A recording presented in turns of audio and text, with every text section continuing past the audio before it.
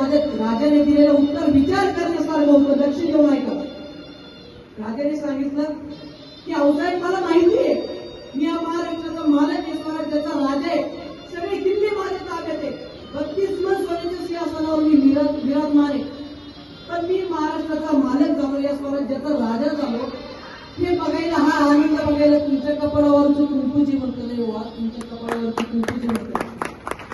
म्हणजे तो या महाराष्ट्राचा मालक झाला, स्वराज्याचा राजा झाला, त्यालाही असं वाटत होतं की मालकत्व बघायला माझा बाप जिवंत असायला हवा होता. मग तुम्हाला